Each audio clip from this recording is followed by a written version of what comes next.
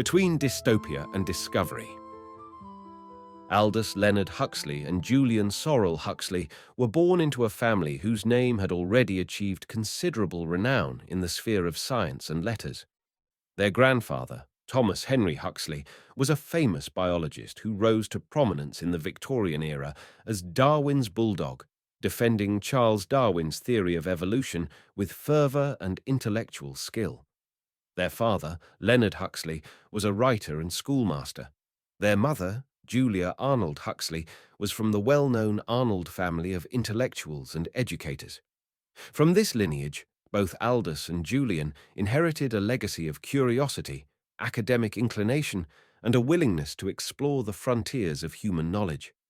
Yet even from their earliest days, it was clear that the two brothers, born 7 years apart, would develop into distinct personalities who pursued excellence in different but sometimes overlapping realms. Aldous in literature and philosophy, Julian in zoology and evolutionary theory. Their childhood bore the marks of privilege, good schools, exposure to scientific and literary luminaries, and the assumption that they would each make their own major contributions to the great ongoing dialogues of art, science, and philosophy. Aldous was born on July 26, 1894, in Godalming, Surrey. By then, Julian, who was born on June 22, 1887, was old enough to be a formative presence in Aldous's early life.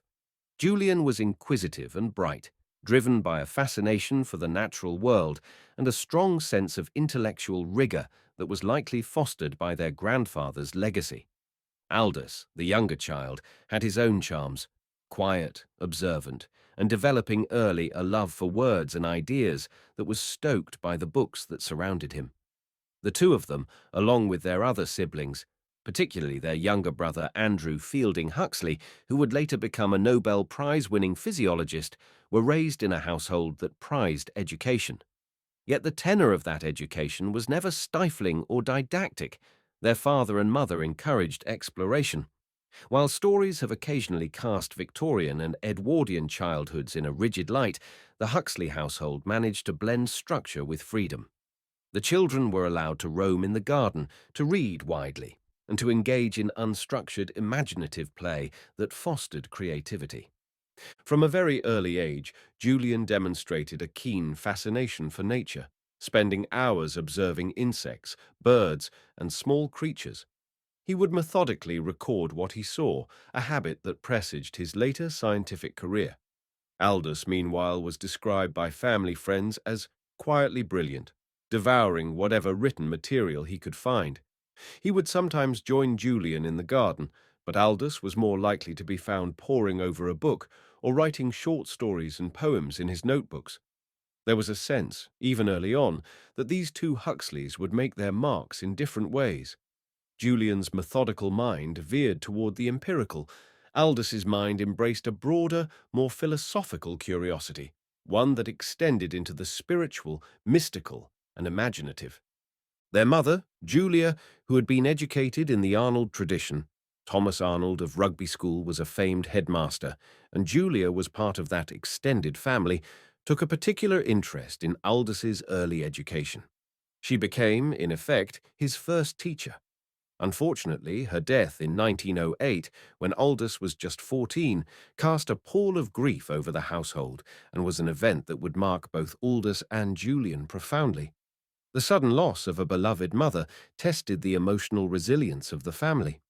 Julian, then in his early 20s, had to grapple with sorrow while continuing on his own scientific path. Aldous felt it keenly as well, and it contributed to his reflective, somewhat melancholic dimension, an aspect that would surface repeatedly in his literary work. Their father, Leonard, tried to maintain stability in the household, but the emotional gap left by Julia was immense. Julian responded by throwing himself deeper into his studies. He was already at Eton by the time of her death, and the environment there suited his disciplined temperament, although he was not immune to the heartbreak. Aldous, a sensitive boy, also turned inward. He later wrote that in times of emotional distress, reading and writing became his refuge. This habit of intellectual and spiritual seeking would characterize his entire life. In so many ways, the Huxley children, Julian, Aldous, and Andrew, were heirs to Thomas Henry Huxley's spirit of inquiry, but there was also the Arnold influence, with its emphasis on morality, education, and the possibility of personal transformation. The combination of these two powerful legacies, scientific rationalism on the one hand, a nuanced moral humanistic tradition on the other, would shape both Julian and Aldous's outlooks and eventually lead them each into new territory of scientific and literary thought. By the time Julian moved on to Oxford, it became clearer to everyone who knew him that his future lay in zoology or some related field. He read extensively in biology, enthralled by embryology, ecology, ethology, though the last term would not have been in common use then, behavioral science, and evolutionary theory. The early 20th century was a time of ferment in biology, as Mendelian genetics had been rediscovered at the turn of the century, and scientists were grappling with how these discrete units of inheritance fit in with Darwinian natural selection. Julian was inspired by the intellectual battles raging over how evolution operated at the genetic level, and he was determined to make his own contribution. Aldous, for his part, after a brief but transformative time at school, continued on to Balliol College, Oxford. His initial path, however, was threatened by a severe illness. At the age of 16, he developed an eye disease, keratitis punctata, that left him nearly blind for several months. This affliction derailed his plan to study medicine and severely affected his vision for the rest of his life, forcing him to read with a magnifying glass or rely on others to read to him. Ironically, the very affliction that might have ended a lesser individual's pursuit of knowledge fueled in Aldous a deeper longing for intellectual exploration. He overcame the challenge by focusing on literature, philosophy, and by using various adaptive strategies. In time, his eyesight partially recovered, but he never again enjoyed perfect vision. He would later reflect on how this literal impairment of sight spurred him to explore other ways of seeing, through imagination, introspection, and ultimately through experiments with consciousness. During these early Oxford years, Aldous began to write in earnest, producing poems, essays, and eventually his first novel. Though not as academically rigorous in a traditional sense as his older brother, Aldous proved himself a penetrating intellect, capable of mixing wit, social commentary, and a formidable literary style that drew the attention of fellow students and tutors. He was part of a circle that included other bright young minds, and he listened carefully to the fervent dialogues about science, art, and society that were taking place at the university. He read widely in philosophy, psychology, and Eastern mystical traditions, interests that were somewhat unusual for an English undergraduate of his time, but that foreshadowed his later fascination with the nature of mind and reality. Meanwhile, Julian's reputation grew as he delved into research. After finishing his undergraduate studies, he remained attached to Oxford in various teaching and research capacities. The modern synthesis in evolutionary biology was still in its embryonic stages, with figures like Ronald Fisher, J.B.S. Haldane, and Sewall Wright each developing theoretical frameworks to reconcile natural selection with genetics. Julian was part of a cohort that later synthesized these insights into a coherent theory of how evolution worked at the level of populations and genes. Already, Julian showed signs of what would be the hallmarks of his intellectual life: a strong advocacy for scientific humanism, the belief in applying evolutionary understanding to social and ethical questions, and a deep interest in how humanity's self-conception might evolve over time. The outbreak of World War I in 1914 disrupted both brothers' lives. Julian, who was 27 when war was declared, served at the front in an intelligence capacity. Aldous, who was 20, was deemed unfit for combat duty because of his poor eyesight, a circumstance that caused him some conflicted feelings about not bearing arms alongside his contemporaries, many of whom suffered or died in the trenches. Julian returned from the war with heightened convictions about science as a force that could shape the world more rationally, hoping that after the carnage of war, society might be rebuilt on more enlightened, scientifically informed principles. Aldous, deeply affected by the war's destruction, became increasingly skeptical of the institutions and ideologies that allowed such suffering. He channeled his distress and disillusionment into his early novels and essays, adopting a satirical yet sometimes prophetic tone that skewered the follies of modern civilization. In the immediate post-war period, Julian plunged into scientific research, accepting posts that allowed him to study animal behavior, development, and ecology. He spent time at the prestigious Oxford Zoological Laboratories and later at King's College, London.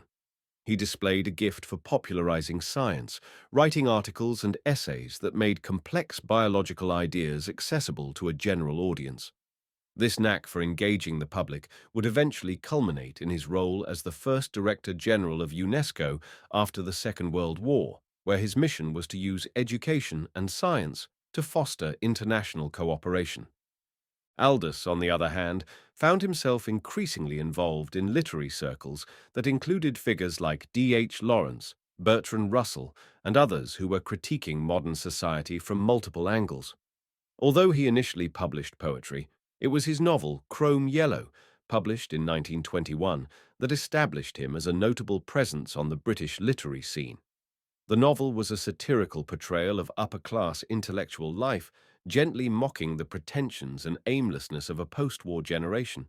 He followed it with Antic Hay, 1923, Those Barren Leaves, 1925, and Point Counterpoint, 1928, each book revealing a sharper critique of social norms and a more sophisticated exploration of philosophical ideas. While Julian was evolving into a leading spokesman for the new biology, Aldous was honing his craft as a writer and social critic. Yet the brothers' paths intersected on many occasions, not simply out of familial affection, but also through shared intellectual ground. Julian's exploration of evolutionary theory and the place of humanity in nature was not lost on Aldous. The younger brother, fascinated by the idea that human beings were not fixed entities, but organisms shaped by social and biological forces, began to incorporate evolutionary themes into his writing. The two would discuss Darwin, genetics, eugenics, and the future of humankind.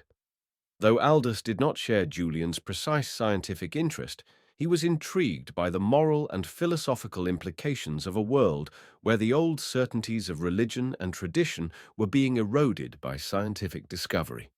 This interplay between them became more pronounced in the late 1920s and early 1930s as Aldous embarked on what would become one of his most famous works, Brave New World, 1932. That dystopian novel drew heavily on contemporary ideas about genetics, conditioning, and the possible misuse of science to engineer society. Although Julian was not directly responsible for the novel's scientific underpinnings, Aldous's familial exposure to a scientific worldview, from his grandfather T.H. Huxley's legacy down to Julian's evolving theories, helped shape the cautionary aspects of Brave New World. Aldous took these ideas about eugenics, social engineering, and technology to their extreme implications, producing a chilling vision of a future in which humans are bred for specific societal roles and individuality is suppressed by drugs and social programming.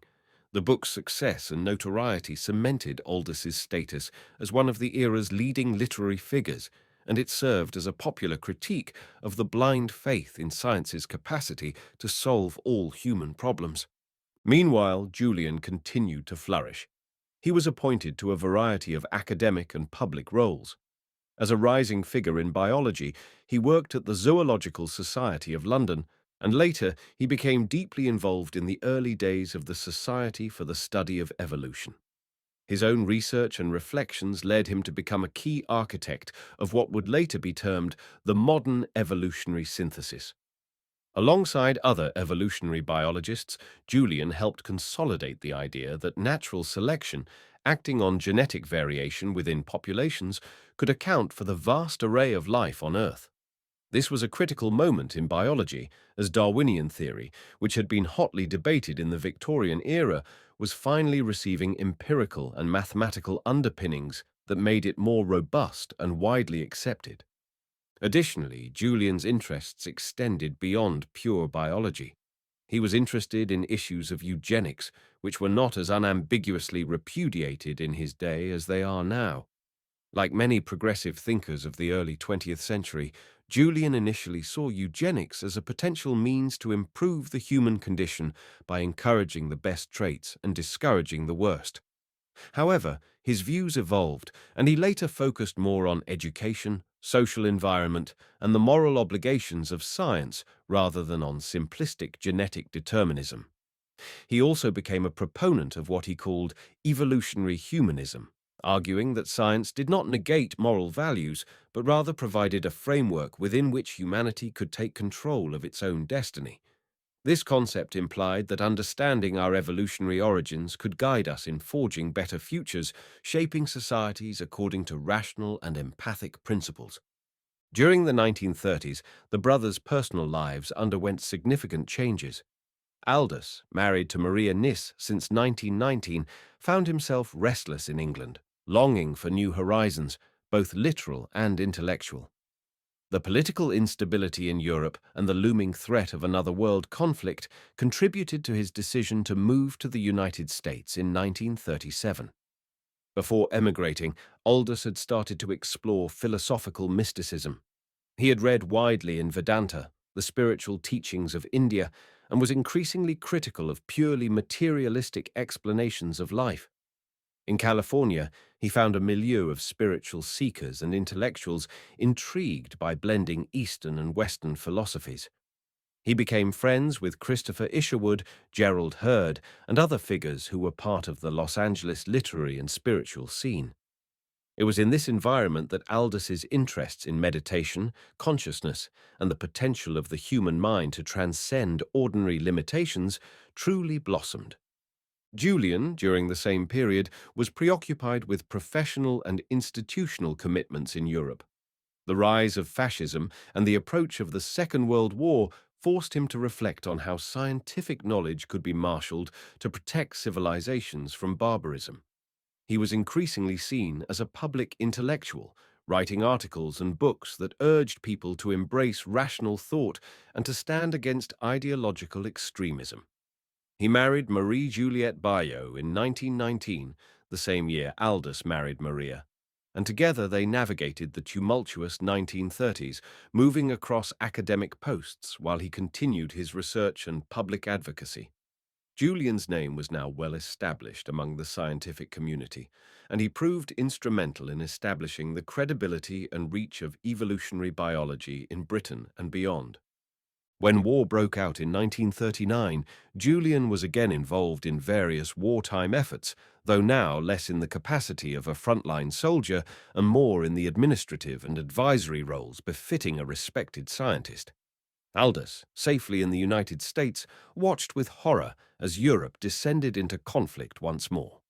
During the war years, Aldous's literary output continued, but his writing grew more reflective and spiritual. His novel, After Many a Summer, 1939, took a more philosophical turn, exploring themes of mortality and the human quest for meaning in the context of aging and death.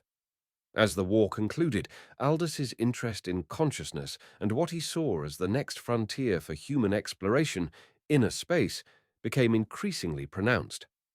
The post-war years saw Julian at the pinnacle of his influence.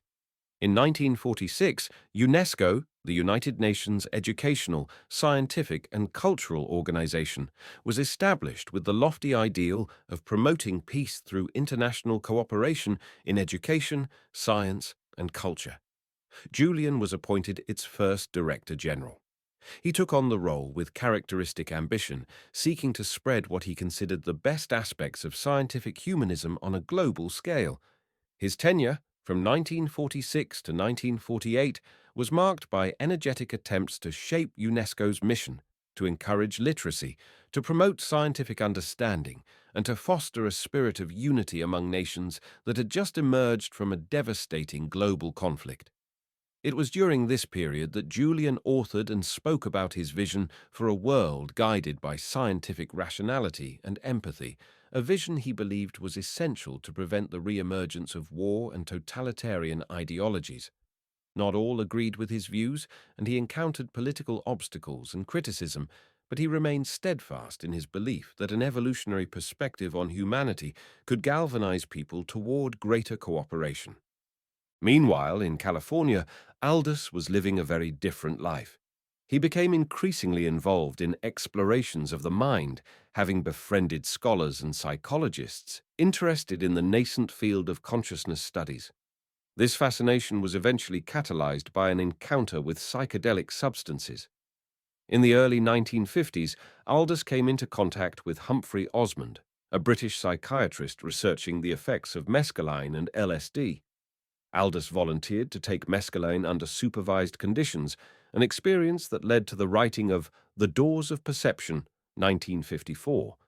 The title was drawn from William Blake, and the work articulated Aldous's belief that psychedelic substances could, under controlled conditions, open the mind to otherwise inaccessible realms of consciousness. While this idea had antecedents in various mystical traditions, Aldous presented it in a scholarly yet personal account, blending literary erudition, philosophy, and a genuine curiosity about the limits of human perception. This book, and its follow-up, Heaven and Hell, 1956, established Aldous as a leading voice in the growing countercultural and psychedelic movements, although he approached these matters with more philosophical and spiritual seriousness than the mass movements that would later emerge in the 1960s. Julian watched Aldous's growing preoccupation with mysticism and psychedelics with a mixture of intrigue and concern. Though Julian respected Aldous's intelligence and originality, his own worldview was grounded in empirical science and rational humanism. He might have appreciated the quest for expanded consciousness as a metaphor, but he was wary of conflating subjective experience with objective understanding of the world. Their relationship in these years remained cordial, though it was marked by spirited disagreements. Julian occasionally visited Aldous in California, and they corresponded about their divergent interests, one focusing on the evolution of society and the other on the evolution, or perhaps revolution, of consciousness. By the late 1950s, Julian had stepped back from some of his more demanding public roles, but continued to write prolifically. He served as president of the British Humanist Association and remained active in the scientific community, publishing on subjects ranging from evolutionary theory to the philosophical implications of biology. He was recognized with numerous honors, including prestigious awards and honorary degrees, cementing his status as a key figure in 20th century biology. At the same time, he was increasingly reflective about the relationship between science and society, penning works that stressed the ethical responsibilities of scientists. Aldous's health, however, was beginning to decline. He had been a lifetime sufferer of poor eyesight, and by the early 1960s he was also coping with a diagnosis of laryngeal cancer. Despite these challenges, he continued to write. One of his last major works was Island, 1962, a utopian counterpart to the dystopia of Brave New World. In Island, Aldous imagined a society that wisely integrated scientific understanding, communal living, psychological insight, and the judicious use of mind-altering substances to foster enlightenment rather than conformity. It was, in some ways, his final testament, an articulation of a hopeful vision for humanity that balanced technology with spirituality, individuality with communal responsibility, and reason with transcendence. In 1963, Aldous's condition worsened significantly. On November 22nd of that year, the same day that U.S. President John F. Kennedy was assassinated and writer C.S. Lewis also died, Aldous passed away at his home in Los Angeles. He was 69 years old. In his final hours, as recounted by his second wife, Laura Archera Huxley, he requested and was administered LSD. This was consistent with his belief in the spiritual and transcendent potential of psychedelics. It was an unusual end, befitting a man who had devoted much of his life to exploring the frontiers of human consciousness. While the world's attention was riveted on the Kennedy assassination, Aldous slipped quietly away, leaving behind a body of work that would inspire generations to come. Julian lived on for more than a decade after Aldous's death. Now, well into his 80s, he continued to write and speak, though his pace slowed. He reflected on the rapid advancements in molecular biology, genetics, and the continued expansion of evolutionary science with a sense of awe and affirmation that what he and his colleagues had pioneered in the early 20th century was bearing fruit. Yet he also worried about the ethical dimensions of these new genetic technologies. In his twilight years, Julian remained committed to a vision of evolutionary humanism, advocating that humans use their growing scientific power responsibly to foster well-being, justice, and cooperation.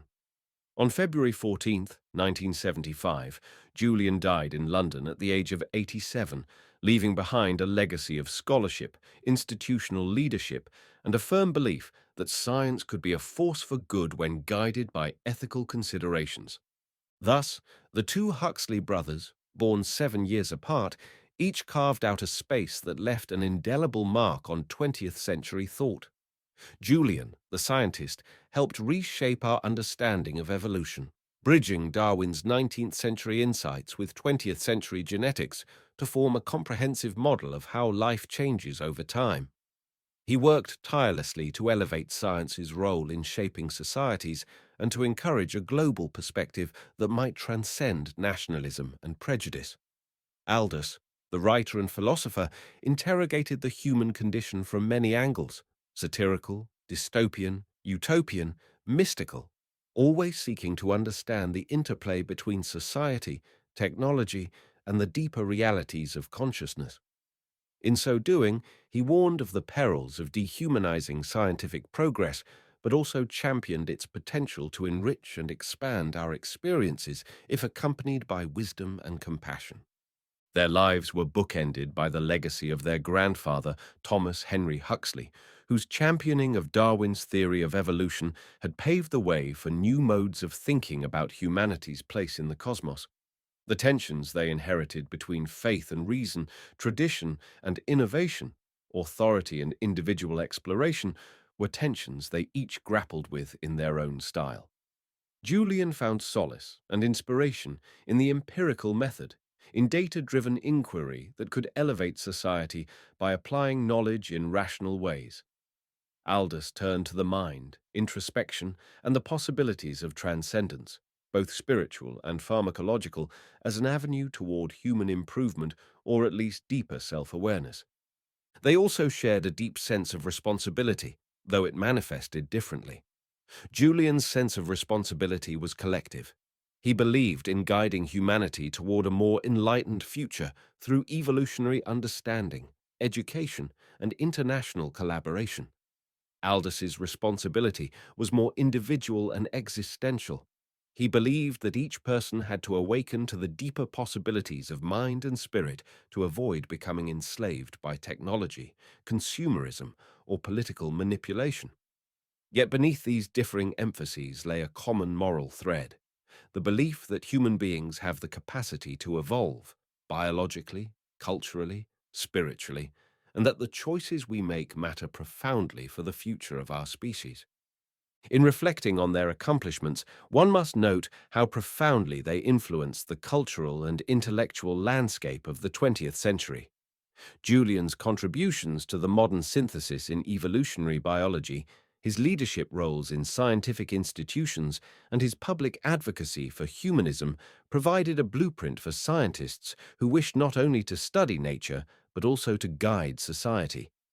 Aldous's literary canon, from the biting satire of Chrome Yellow to the dystopian prophecy of Brave New World to the introspective spirituality of Island, continues to spark debate about the directions that technology and social engineering might take us. And his explorations of mysticism and psychedelics, once considered fringe or purely experimental, helped lay the foundation for later scientific and cultural inquiries into altered states of consciousness. Their personal lives, too, underscore a variety of resonances and contrasts. Both married in 1919, both were shaped by the early loss of their mother, Julia. Both engaged deeply with the intellectual currents of their time, albeit in markedly different ways. Julian remained a staunch advocate of empirical methodology and found meaning in the broad patterns of evolution. Aldous, less tied to empirical frameworks, became a kind of bridge between the rationalism of his lineage and the emerging countercultural fascination with the mind's hidden dimensions. They disagreed on many fundamental points, but there was always a mutual respect, an undercurrent of love and admiration that siblings often share despite their differences.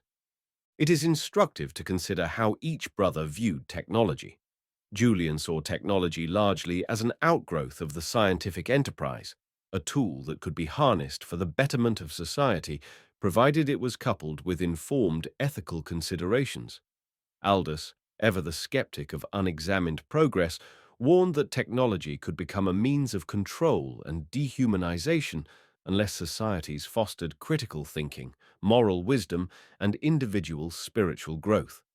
This debate, which played out in mid-20th century dialogues, remains relevant in the 21st as we confront new technologies with unprecedented power to shape our lives. One cannot ignore the complexities surrounding Julian's early flirtation with eugenics. While he later moderated his stance significantly, he was still part of a generation of progressives who thought humanity's ills might be remedied by applying selective breeding. In hindsight, we see the pitfalls and dangers of such ideas, especially when they dovetailed with broader racist and classist ideologies. Yet Julian's willingness to revise his positions and to embrace a more nuanced view of hereditary and environmental interplay speaks to his intellectual honesty. He came to view education, social reform, and the harnessing of environmental factors as more ethically and practically viable routes to improving humanity's lot. Aldous's legacy has also been subject to re-evaluation over time. His early satirical works, while brilliant, were sometimes viewed as esoteric or elitist, targeting the foibles of a narrow social class. Brave New World, though widely praised, has been criticized for oversimplifying future society and not fully accounting for the complexities of real-world politics and economics. And Aldous's experiments with psychedelics, once admired by counterculture movements, also drew accusations that he was encouraging escapism or trivializing deep mystical experiences by tying them to chemical substances.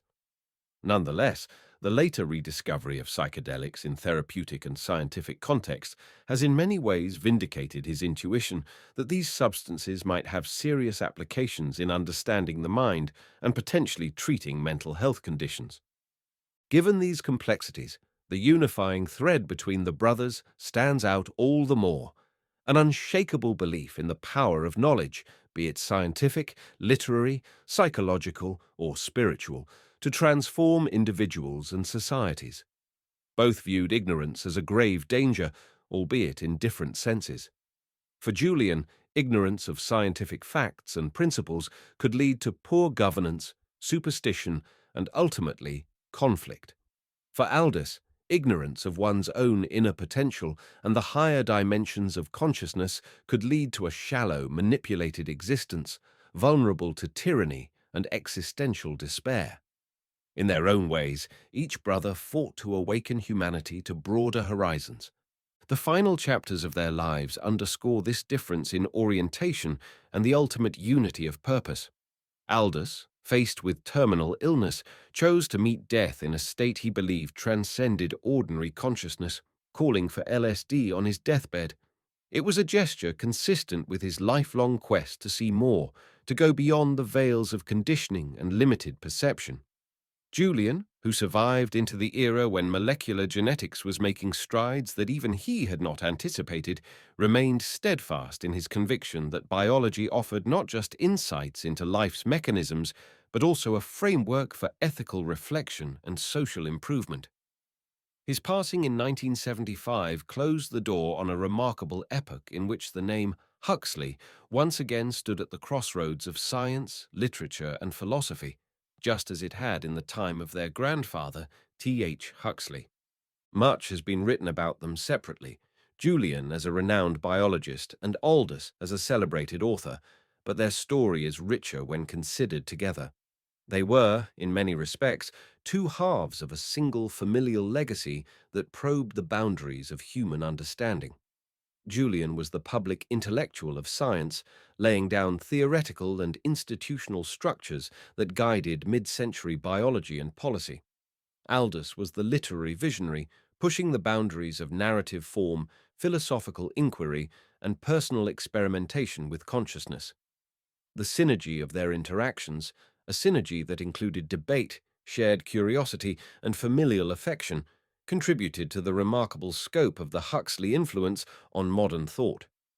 Their deaths, separated by more than a decade, were each emblematic of the life that preceded it.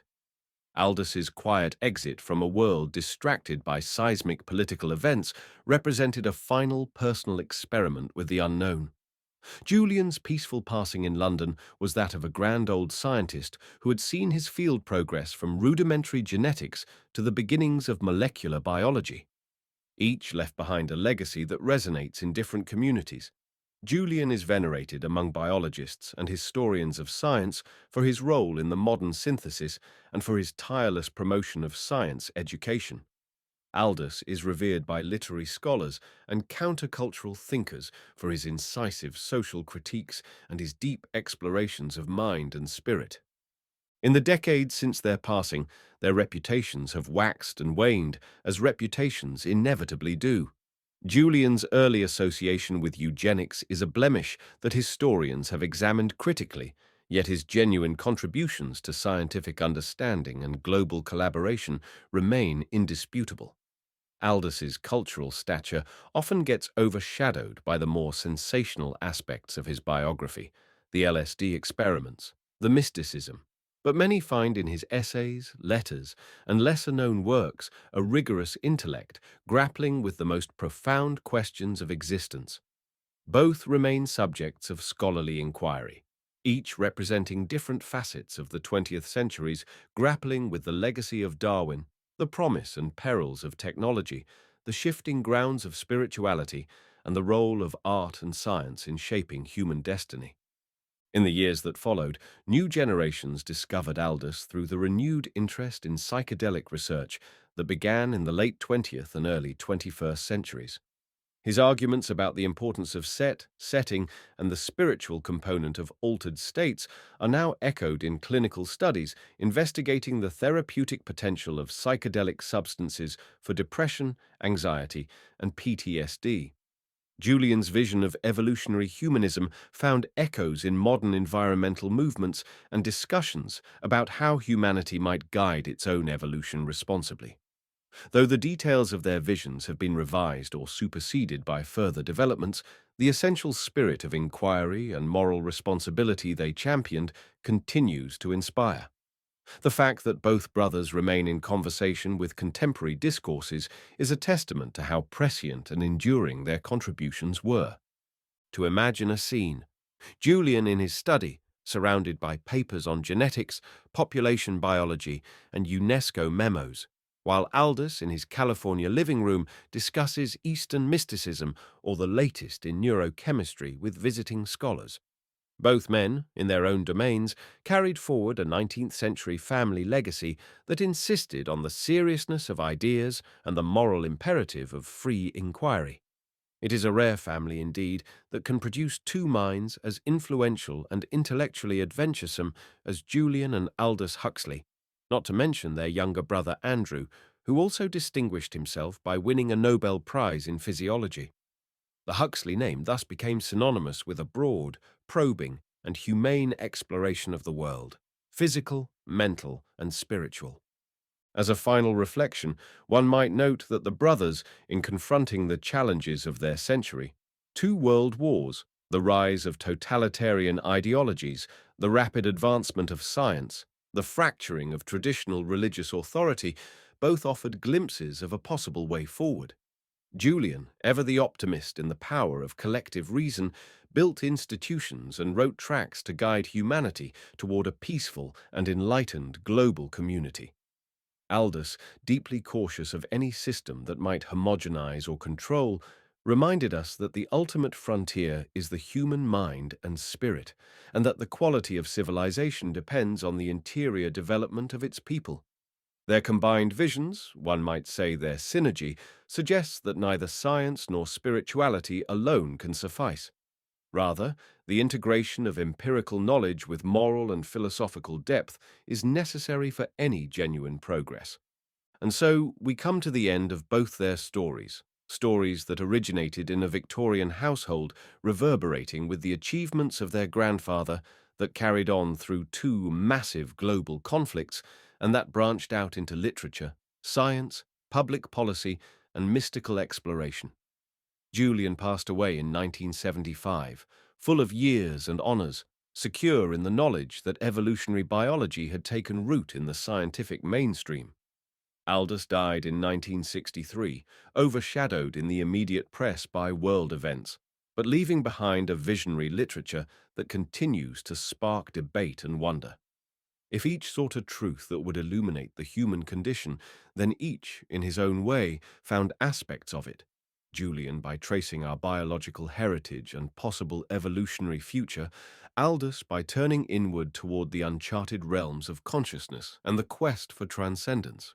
Their biographies, then, serve not just as chronicles of two remarkable lives, but also as windows into the broader shifts of the 20th century. In them, we see the dialogues between science and literature, rationalism and mysticism, society and the individual, tradition and innovation. We see the continuing tension between wanting to shape the world through knowledge and wanting to preserve the ineffable mysteries that make us human. That they were brothers only heightens the drama, providing a familial bond that underpinned their differences with affection and respect. The Huxley name, therefore, stands as a testament to the complex interplay of heredity, environment, education, and personal choice. An interplay that both Julian and Aldous devoted their lives to understanding, each in his distinct yet overlapping manner. Thus ends the intertwined story of Aldous Leonard Huxley and Julian Sorrel Huxley, two men whose childhood home in the English countryside gave rise to a legacy that spanned continents, disciplines, and epochs. Their paths eventually diverged in the specifics, one becoming a towering figure in evolutionary science, the other becoming a literary giant probing the limits of consciousness, but they remained united in their pursuit of knowledge and meaning. The tragedy of losing their mother early, the challenges of war, and the wave of 20th century upheavals all shaped them, yet neither lost sight of the inherent wonder at being alive in a universe rich with possibility. If they left any collective message, it was that the pursuit of truth, whether through the microscope or through the lens of introspection, is a sacred endeavor, one that requires courage, creativity, and humility in equal measure. Their final chapters, Aldous's deathbed LSD experience, Julian's quiet final years in London, are in many respects emblematic of the journeys they each took. Aldous always yearned to peer beyond the horizon of ordinary consciousness, to find in both chemical and meditative means the expansions that might lift humanity from its narrow slumber. Julian, pragmatic yet visionary in a different sense, held on to the hope that a scientifically literate global community might learn to cooperate and thrive. Where one sought to open the doors of perception, the other sought to enlarge the doors of understanding in international and academic arenas. Both believed that evolution, be it biological or personal, was not a static process, but one that demanded engagement, introspection, and choice. They were, in short, distinct expressions of the same restless intellectual spirit. Their stories are cautionary in certain respects, about the limits of scientific planning, about the potential arrogance of social engineering, about the dangers of seeking shortcut paths to enlightenment, but they are also deeply inspiring. They show that brotherhood, in both the literal and metaphorical sense, can be a dynamic force in shaping ideas that resonate across generations. If Julian's death in 1975 closed the book on the living presence of the Huxley brothers, the pages they left behind continue to speak. Scholars, scientists, readers, and seekers still turn to Julian's works on evolution and Aldous's literary and philosophical meditations for guidance, provocation, and insight. In the end, their separate yet intertwined journeys highlight the grandeur and fragility of the human project. Julian died convinced that humanity stood at the brink of a new evolutionary era, in which conscious self-direction would become possible. Aldous died believing that humanity's only salvation lay in expanding consciousness toward love, wisdom, and a sense of unity that transcends the old boundaries. The tension between these visions remains unresolved in the world at large, but perhaps that is as it should be.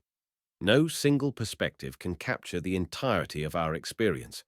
It is the ongoing conversation, like the one that undoubtedly continued between the Huxley brothers across decades, that keeps the pursuit of truth alive, reminding us that both the outer and the inner realms demand exploration, that both scientific knowledge and spiritual insight have vital roles to play in shaping the future. To celebrate and remember them, therefore, is to honor a dialogue that encompasses not only biology and literature, but also ethics, imagination, and the possibility of transcendence. They are gone, but their works endure. Julian's treatises on evolutionary biology and human destiny, Aldous's novels, essays, and contemplations on the mind. They made mistakes and corrected them. They offered visions that sometimes clashed with each other's, yet contributed to a richer tapestry of ideas. And when at last they laid down their pens, each had pushed the boundaries of what was known or believed possible in his domain. In that sense, they lived up to their illustrious heritage, carrying forward the spirit of T.H. Huxley and the Arnolds into a century that desperately needed both clear-eyed scientific understanding and imaginative explorations of the human spirit. Their deaths, Aldous's in 1963, Julian's in 1975, did not end their influence. If anything, the decades since have only reinforced the need for their perspectives. The modern world grapples with questions of biotechnology, artificial intelligence, environmental crisis, and existential angst, issues that would have fascinated both Aldous and Julian. Julian would likely have continued to push for scientifically informed policy and the ethical responsibilities that come with our expanding power to manipulate life. Aldous would likely have reminded us to cultivate deeper mindfulness, to remain vigilant against forces of conformity, and to remember that the ultimate frontier may lie within us. Their respective endings, Aldous's request for LSD, Julian's quiet passing, are testaments to the distinct paths they walked, but also to the shared belief that our choices, especially at life's threshold, reflect the convictions we have spent a lifetime forming.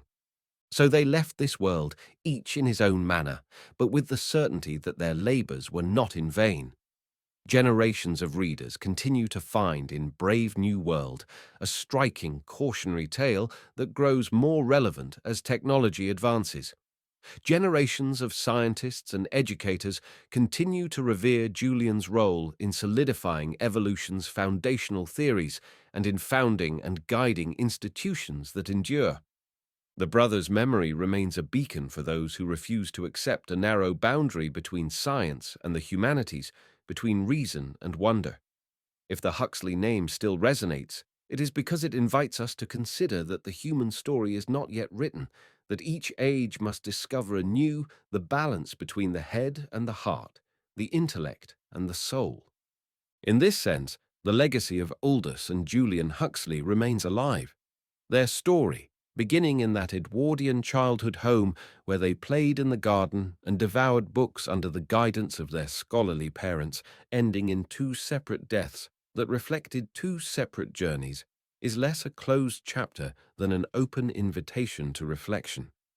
Their lives testify to the multitude of ways one can engage with the mysteries of existence through scientific inquiry, literary creativity, spiritual exploration, or public service. They show us that siblings can diverge in methods and beliefs, yet remain bound by a shared love of truth. And, most poignantly, they remind us that knowledge, in all its forms, is a lamp we carry forward against the darkness of ignorance, whether we hold it up in a laboratory, a library, a temple, or our own private moments of revelation. As Julian once wrote, humanity is both the sculptor and the stone, the agent and the object of evolution. Aldous, from another vantage point, might have added that the final sculpting touches are applied not just by our hands, but by the expansions of our consciousness. Today, in remembering them, we remember two men who lived through a period of unprecedented upheaval and used their gifts to try and illuminate the path ahead. In the twilight of their lives, each remained true to his guiding star, Julian to the progressive shaping of society through science and humanism, Aldous to the quest for direct, transformative insights into the nature of reality and consciousness. Their story ends with their deaths. Aldous on November 22nd, 1963, in Los Angeles, assisted by LSD to ease his passage. Julian on February 14th, 1975, in London, having seen the dawn of molecular genetics and the space age. Each, in his final moments, represented the culminating expression of a lifelong pilgrimage of the mind. Yet for those who come after, the conversation continues, carrying forward the question each of them asked in his own way. Where do we go from here? And how shall we evolve, together as human beings, in search of both knowledge and wisdom? Aldous Huxley. 1. Brave New World, 1932. Within a few pages of Brave New World, Aldous Huxley draws the reader into a future society so thoroughly managed by technology, conditioning, and consumerism that most citizens have forgotten what it means to be truly human. The novel begins in the central London hatchery and conditioning centre, where human embryos are artificially grown in bottles and then arranged into castes: alpha, beta, gamma, delta, and epsilon. The higher castes are intelligent and groomed for managerial or intellectual tasks, while the lower castes exist to perform menial labor. From birth onward, each group is indoctrinated through hypnopedia or sleep teaching, ensuring that everyone embraces their predetermined role without complaint. Huxley offers a chilling vision. Individuality and free will are sacrificed for stability. Pleasure is doled out in the form of a drug called soma, and society is run like a flawlessly oiled machine. At the heart of the novel are several interwoven characters who reflect different facets of this constructed world. Bernard Marx is an alpha psychologist who feels out of step in a society that worships easy pleasure and shallow amusements. He's physically smaller than most alphas, leading him to doubt the system that supposedly created him as superior. His friend, Helmholtz Watson, is intellectually gifted, yet yearns for more profound experiences than the propaganda-laden writing assignments forced upon him. When Bernard encounters Lenina Crown, a beta known for her conventional beauty and docile acceptance of social norms, an uneasy tension surfaces between Bernard's longing for authenticity and Lenina's contentment within the status quo. A pivotal turn occurs when Bernard and Lenina travel to the Savage Reservation in New Mexico. There, they meet John, the son of a world state citizen who was stranded among the savages. John has grown up reading Shakespeare, clinging to lofty ideals of love, honor, and individual dignity. Suddenly, two worlds collide: the technologically perfected society of London and the raw, emotional life of the reservation. Bernard brings John and John's mother Linda back to London, unveiling him as a kind of spectacle. The savage, as John is soon labelled, becomes both a celebrity and a curiosity, forcing everyone, from the highest echelons of the world state to the rebellious outsiders like Bernard and Helmholtz, to reconsider their assumptions about happiness and freedom. Through John, Huxley criticizes a society that values comfort over truth. John finds soma use repulsive, is aghast at casual sex, stripped of emotional attachment, and rails against the banality of artificially maintained bliss. The novel's climax pits John in a philosophical debate with Mustafa Mond, one of the world controllers. Mond defends the system's ultimate goal, stable happiness, yet John insists on the right to be unhappy, the right to experience love, anger, fear, and suffering, emotions that define genuine human existence. Commentary on Brave New World often focuses on how prescient Huxley's warnings have proven. The novel predates current debates about genetic engineering, but it already hints at the moral and social implications of manufacturing human traits. Huxley's brilliance lies in crafting a dystopia that isn't driven by terror or overt oppression, as in Orwell's 1984, but by pleasure and complacency, raising unsettling questions about whether humanity might willingly give up freedom if the payoff is constant gratification. Yet the novel isn't merely a grim condemnation. Huxley weaves in sardonic humor, especially when social rituals and slogans, ending is better than mending, for example, reveal the absurdities of a society that has traded depth for convenience. Bernard's insecurities, Lenina's confusion when confronted with John's ideals, and Helmholtz's yearning for poetic expression all serve as windows to the essential question: do we need suffering, longing, and struggle to be fully alive? What keeps Brave New World so enduringly powerful is Huxley's dual perspective as both satirist and prophet. Even readers in our modern age, accustomed to advanced reproductive technologies and mass media-induced distractions, find Huxley's scenario sobering. His central message, that a society built on comfort alone might erode the very qualities that give life meaning, proves just as relevant nearly a century after its publication. The novel stands as a seminal work of dystopian literature, equally compelling as a cautionary tale about the price of unbridled technological triumph and as a philosophical examination of what it means to remain fully human. 2. The Doors of Perception, 1954. Published as a slender essay, The Doors of Perception marks a radical departure from the futuristic satire of Brave New World. Here, Huxley takes the reader on a personal, introspective journey under the influence of mescaline, a psychedelic substance derived from the peyote cactus. From its opening pages, the work establishes a tone both curious and reverent. The title references William Blake's famous line, "If the doors of perception were cleansed, everything would appear to man as it is, infinite," hinting at Huxley's aim to explore consciousness freed from the constraints of ordinary perception. The essay begins with Huxley's meticulous account of ingesting mescaline under the supervision of Humphrey Osmond, a British psychiatrist. Huxley describes how everyday objects, flowers, the folds in his trousers, the furniture around him, take on a luminous, transcendent quality when seen through the lens of the psychedelic experience. He observes that time seems to dissolve, allowing him to perceive what he later describes as the isness of things, a state unmediated by language or conventional thought. In these passages, Huxley's prose becomes rich and meditative, reflecting his awe at the sheer presence of being. Yet The Doors of Perception is not merely a trip report. It weaves in cultural, philosophical, and spiritual commentary. Huxley discusses how various religious traditions, especially those of Eastern philosophy, have long posited that the mind's default mode is a limiting filter, narrowing the vastness of reality into what is practically necessary for survival. In Huxley's view, mescaline breaks down these filters, granting a glimpse of a mind at large.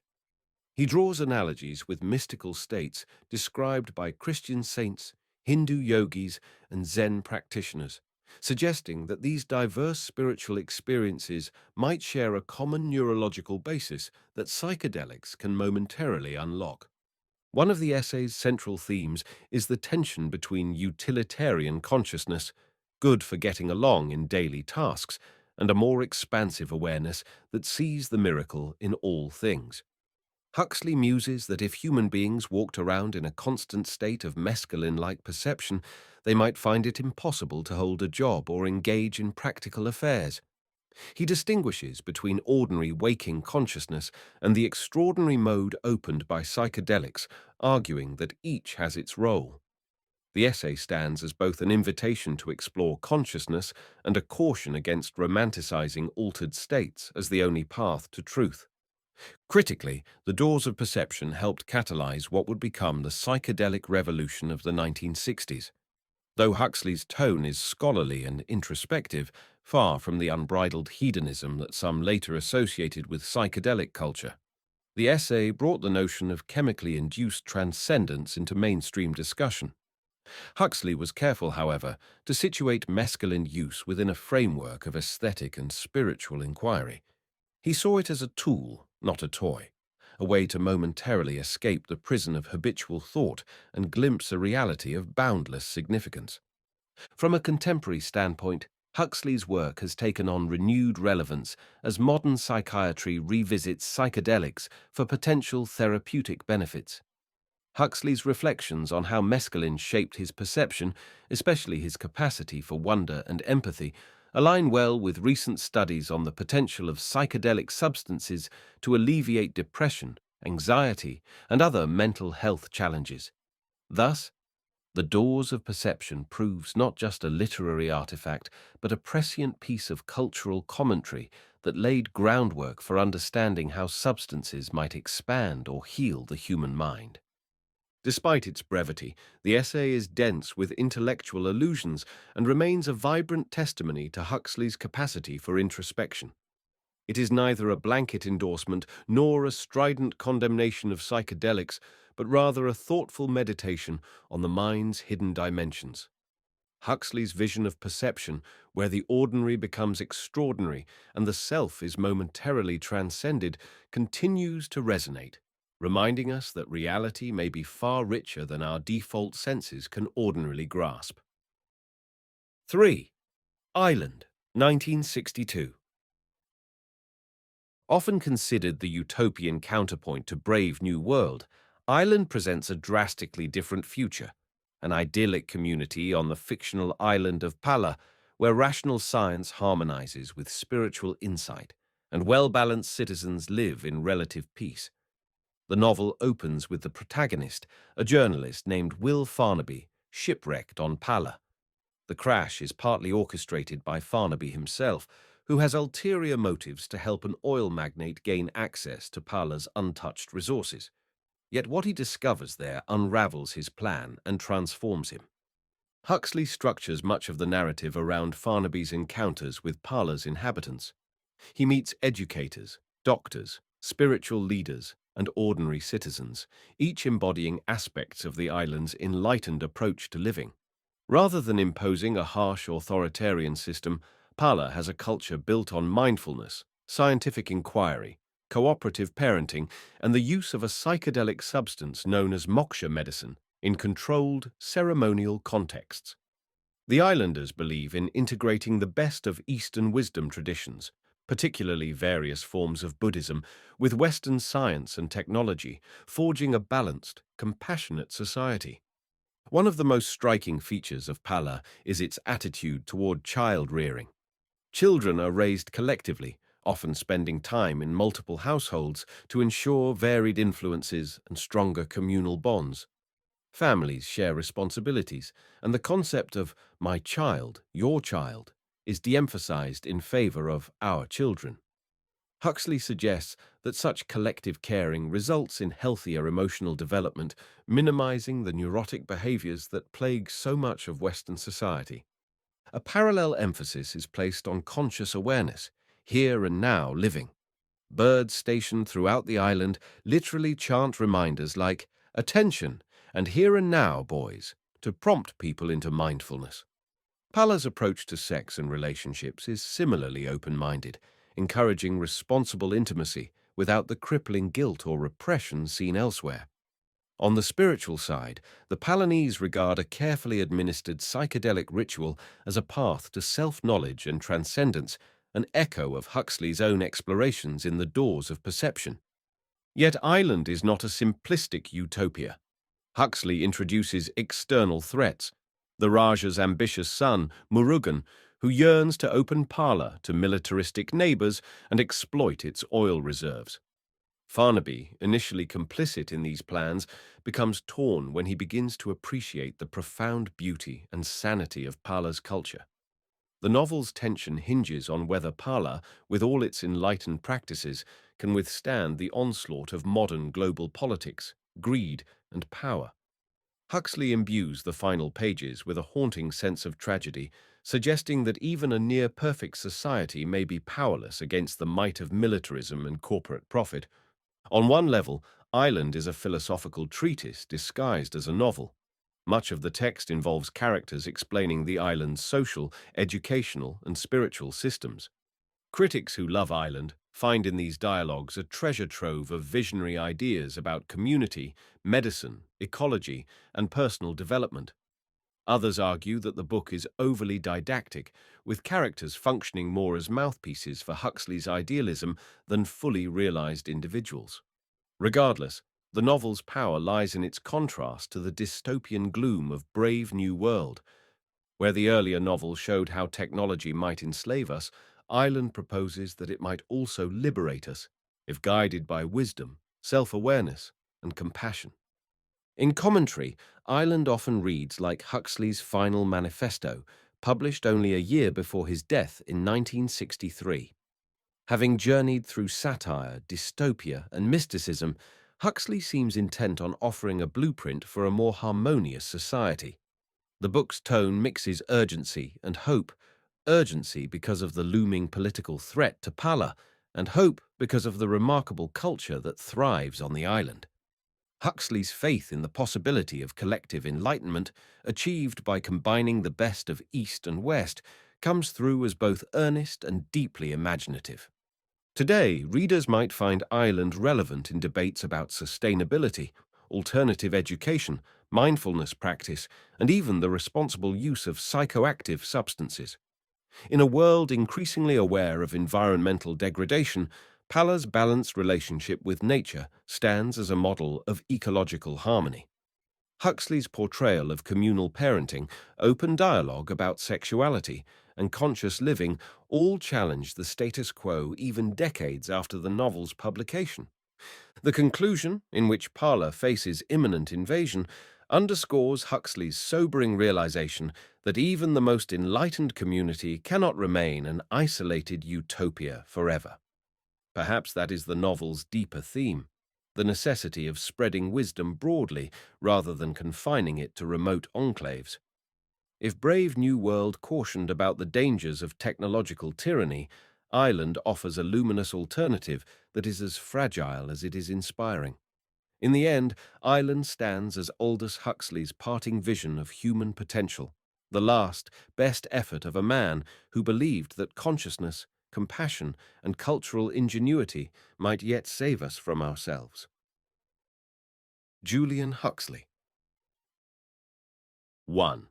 Essays of a Biologist, 1923. When Julian Huxley released Essays of a Biologist, he was already marking himself as a dynamic force in the scientific community. This collection, published relatively early in his career, showcases his far-reaching curiosity and his ability to convey complex biological ideas with lucidity and enthusiasm. As the title suggests, the book doesn't revolve around a single narrative. Rather, it is a series of standalone essays that together paint a picture of Huxley's scientific worldview and his passion for understanding life in all its forms. The essays cover a broad spectrum, from the role of heredity and environment in shaping organisms to reflections on natural selection to examinations of behavior in animals. Huxley's knack for synthesizing data from multiple fields, zoology, embryology, ecology, comes to the forefront, anticipating the integrative spirit that would later characterize the modern evolutionary synthesis. There is a sense of confidence, too, in humanity's ability to use science as a guiding principle in social and ethical matters. Huxley believed that evolutionary theory was not just a biological concept, but a lens through which humans could re-envision their own destiny. One notable essay delves into the embryological development of various species, illustrating how early-stage growth reveals deep commonalities among different life forms. These observations, taken from meticulous laboratory work, lead Huxley to argue that the underlying unity in nature reflects a powerful evolutionary lineage. In a similar vein, he writes about animal societies, from insect colonies to flocks of birds, pointing out patterns of cooperation and social organization that might serve as analogies or even lessons for human communities. Throughout Essays of a Biologist, Huxley demonstrates a rhetorical style designed for an educated general audience rather than merely for specialists. This approach aligns with a lifelong calling to popularize science and make its revelations accessible. His tone balances awe at the wonders of nature with a scientist's commitment to empirical fact. Readers can sense his inheritance from Thomas Henry Huxley, Darwin's bulldog, who famously championed evolutionary theory in public debates. Julian carries on that mantle, writing with conviction that understanding our biological heritage could illuminate many riddles of human society. Yet the essays are not purely celebratory. In certain passages, Huxley hints at concerns about unchecked population growth, resource limitations, and humanity's tendency to exploit the environment. His solution, at least at this stage in his career, leans heavily on rational planning and scientific education. He posits that if people become more biologically literate, they will make wiser decisions about procreation, resource use, and social organization. This belief would later shape much of his international work, including his efforts at UNESCO. One can view Essays of a Biologist as an intellectual seedbed for Julian Huxley's later, more extensive works. Already, the foundations of evolutionary humanism are visible. The idea that our evolutionary origins do not diminish human dignity, but rather endow us with the ability and the responsibility to shape our own future. There is a youthful optimism here, a sense that science can serve as both a torch and a compass, lighting the way toward a more enlightened age. This perspective would remain with Julian, though he would refine and sometimes revise it in the face of scientific advancements and global events. Critically, the book was well received by those who admired Huxley's clarity and breadth. His detractors, however, worried that a biologist wading into ethical or social prescriptions was overstepping disciplinary bounds. Some also voiced skepticism about whether purely scientific knowledge could resolve humanity's moral and existential dilemmas. Nevertheless, Essays of a Biologist stands as an articulate statement of faith in reason, reflective of an era when many scientists believed that humanity was on the cusp of transcending historical limitations through education and progressive thought.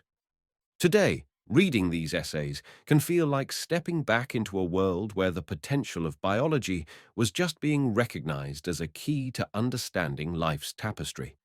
Huxley's language is sometimes dated, and certain theories have since been revised, but the core spirit of curiosity and the sense of moral imperative remain strikingly relevant.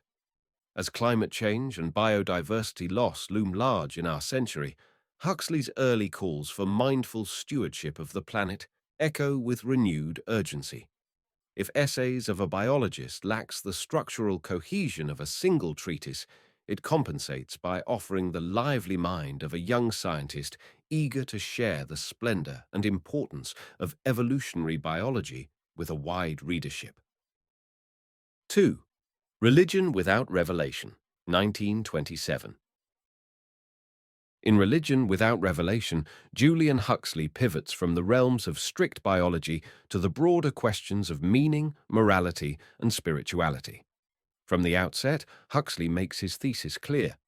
Organized religion, with its dogmas and supernatural claims, is an outdated framework for understanding the world. Yet he also concedes that human beings have genuine spiritual impulses, longings for transcendence, ethical guidelines, and communal rituals that elevate existence beyond mere survival. The question, for Huxley, is how to satisfy these impulses without relying on traditional religious revelation. The book unfolds as an argument for a new kind of religious sentiment grounded in scientific naturalism. Huxley invokes evolutionary theory to argue that human morals and spiritual inclinations are products of biological and cultural development. He sees no need to posit a divine creator or external lawgiver.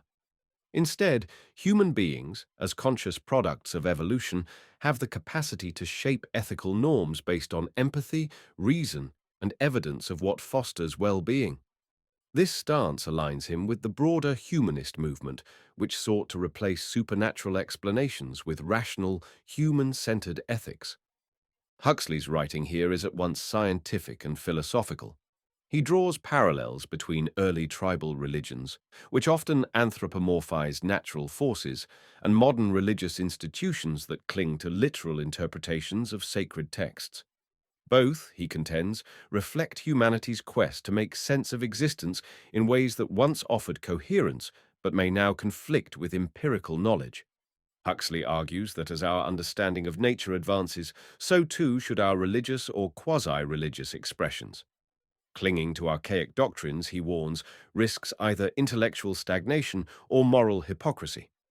To fill the vacuum left by traditional faith, Huxley proposes what can be called scientific humanism. In this framework, the awe and reverence that religions direct toward God or the supernatural are instead directed toward the creative processes of life itself. Evolution becomes a kind of cosmic drama of increasing complexity and consciousness. Humanity's moral project, therefore, is to further the evolutionary process by fostering conditions that allow life, especially human life, to flourish in greater intellectual, emotional, and ethical maturity. Such ideas were radical for their time. Huxley's critics accused him of underestimating the comfort and communal bonds provided by religious traditions. They argued that rational ethics, unmoored from the sense of divine authority or scriptural tradition, might fail to motivate people to act altruistically. Huxley's supporters, however, saw in his vision a bold step toward reconciling modern science with humanity's deep-seated yearnings for purpose and moral guidance. The book also hints at Huxley's later involvement with UNESCO and other global organizations. He believed that a scientifically grounded moral framework could encourage international cooperation, reduce conflicts spurred by sectarian dogmas, and elevate human consciousness to a more universal perspective. In this sense, religion without revelation is not just a critique of religion, but a call for planetary ethics, an appeal to recognize our shared evolutionary heritage and our collective responsibility for the future. While some of Huxley's arguments might strike contemporary readers as overly optimistic about rationality's ability to replace religious structures, the central tension he explores remains relevant. Even in today's pluralistic societies, where many people identify as spiritual but not religious, the question of how to balance scientific understanding with moral and existential needs persists. Huxley's contention that meaning can be found in the wondrous reality of nature, in the ongoing project of life's self-transformation, offers one possible resolution.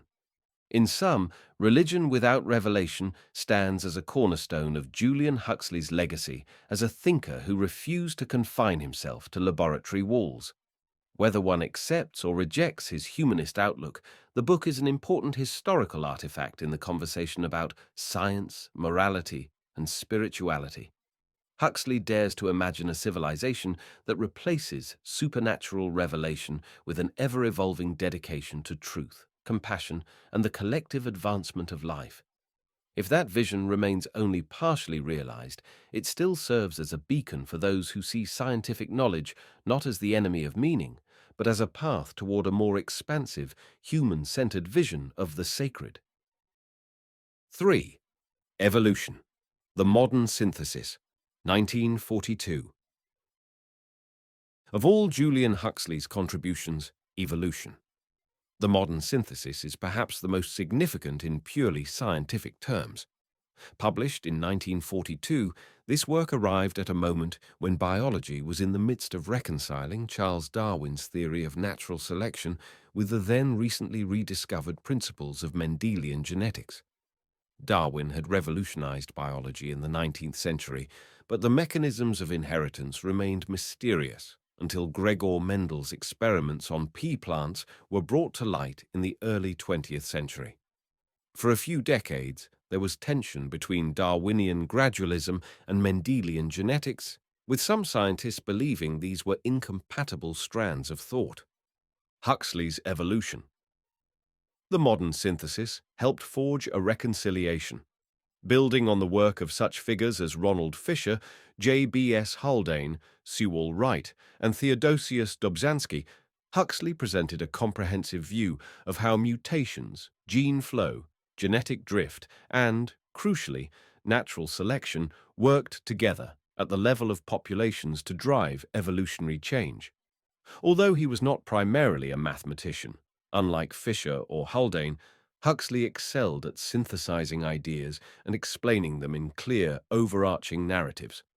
The book thus became a touchstone for biologists who wanted an accessible yet rigorous overview of the emerging consensus. Huxley's approach emphasized the unity of all biological processes under evolutionary theory. He showed how embryology, morphology, paleontology, biogeography, and systematics all fit into a grand pattern once the basic genetic mechanisms were understood.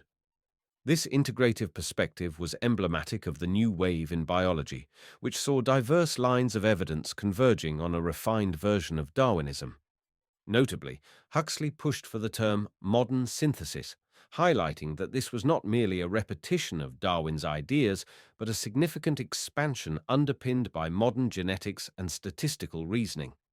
The impact of this work was immense. It framed the evolutionary questions that would dominate mid-20th century biology, setting the stage for later developments such as molecular biology and the discovery of DNA's structure by Watson and Crick in 1953. Though Huxley did not focus on the molecular mechanisms of genes, this was still an emerging frontier. He paved the way for their seamless integration into evolutionary thought. Biologists around the globe recognized evolution, the modern synthesis, as a unifying text that underwrote research programs for decades to come. Critically, the book also included Huxley's philosophical take on humanity's place in evolution. He argued that with consciousness and culture, humans represented a new phase in evolution, no longer merely shaped by selection pressures, but increasingly self-determining. This view had roots in his earlier works, including Essays of a Biologist and Religion Without Revelation, where he championed evolutionary humanism. Here, he proposed that humans have a responsibility to guide their evolution ethically and rationally, rather than leaving everything to chance and selection. In this sense, evolution, the modern synthesis, not only catalogued the scientific state of affairs, but also extended an invitation to consider how evolutionary theory might inform and uplift human affairs. Some critics objected to Huxley's use of evolutionary arguments to shape social or ethical outlooks, worrying about potential misapplications, for example, eugenics or social Darwinism. Huxley was aware of these dangers. He had earlier entertained certain eugenic ideas, but later moderated his stance, insisting that any application of evolutionary thought to society must be guided by compassion and scientific rigor. In evolution, the modern synthesis, his emphasis is chiefly on scientific evidence, but the final chapters reveal his conviction that understanding evolution confers moral imperatives for the human race. Looking back from a contemporary standpoint, one might see areas where the modern synthesis has continued to evolve, particularly with the rise of genetics at the molecular level, epigenetics, and discussions around niche construction. Yet Huxley's landmark book remains a foundational text. Its core argument, that Mendelian genetics and Darwinian natural selection are fully compatible, still underpins mainstream evolutionary biology. His ability to assemble diverse lines of evidence into a coherent framework testifies to his skill as a synthesizer, a role that biology sorely needed in an era of rapid discoveries. More than just a historical milestone, evolution, the modern synthesis encapsulates Julian Huxley's enduring legacy as a scientist and communicator. He possessed an unshakable belief in humanity's ability to understand nature and, by extension, itself through systematic inquiry. This belief led him to craft a narrative of life's ongoing transformation that remains as inspiring as it is instructive. If the text sometimes moves beyond the strict boundaries of empirical science into philosophical speculation, that is because Huxley saw no clear dividing line between the two. For him, science was an ever-expanding horizon that not only explained the past, but but offered guidance for the future. In the end, evolution, the modern synthesis, stands as the crowning achievement of a man whose entire career was spent weaving together disparate strands of biology into a unified tapestry. It remains a testament to the power of synthesis itself, the art of seeing connections where others see details. In that sense, Julian Huxley's work continues to remind us that the progress of science often depends not merely on specialized breakthroughs, but on broad, integrative visions that help us place those breakthroughs in the wider context of life on Earth.